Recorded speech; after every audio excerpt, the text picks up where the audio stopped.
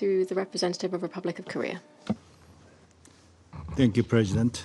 At the outset, I'd like to join others in commending Pakistan for its excellent leadership in the Council last month, and then congratulating Republic of Panama on assuming the presidency for the month of August.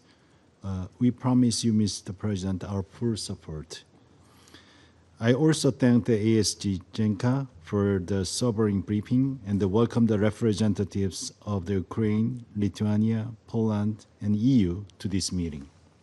Mr. President, we find ourselves here once again to discuss the most recent horrific attack against the civilians and civilian infrastructure in Ukraine. Today represents our third meeting in a little more over a week since the Council convened to urgently call for a cessation of the hostilities in Ukraine. Sadly, these principled calls are not being heeded, and we continue to bear witness to the bloody escalatory attacks by the Russian Federation, increasing its large-scale drone and missile strikes on civilian targets. In the early hours of Thursday morning, Russia launched a particularly brutal drone and missile assault on the sleeping residents of the Kyiv, killing at least 31 Ukrainians. 5 of them are children, including a 6-year-old boy and his mother, and injuring over 200 others, among them scores of children. These shameful attacks represent a large number of the children wounded in Kyiv in one night since this illegal war began.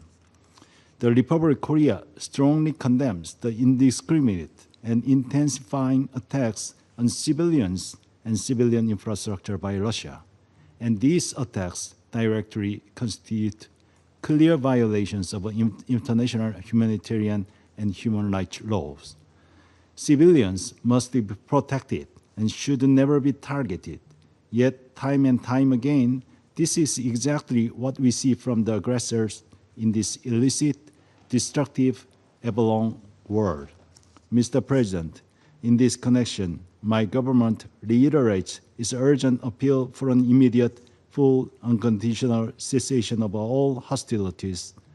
We note with appreciation recent U.S. proposals calling for expedited timeline to reach an agreement to end this war.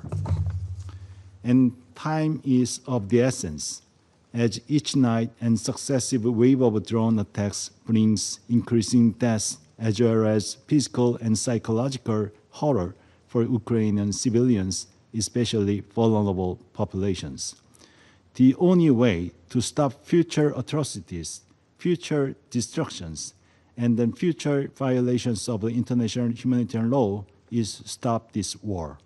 We reiterate our appeals to Russia to respond to the increasingly vocal and unified calls of the international community to cease brutal attacks and instead lay the foundation of a peace by taking tangible steps toward an end of the war agreement. I thank you. I thank the representative of the Republic of Korea for the statement.